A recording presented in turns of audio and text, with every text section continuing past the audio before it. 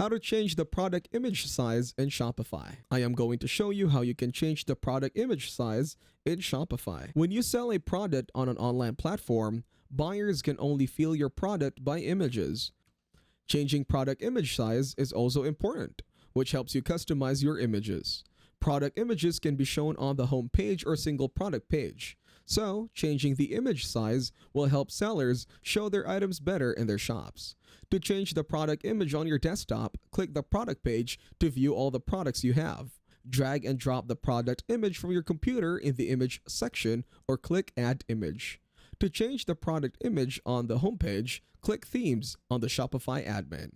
Tap the Customize a Theme button on the right. Open Layout Settings section.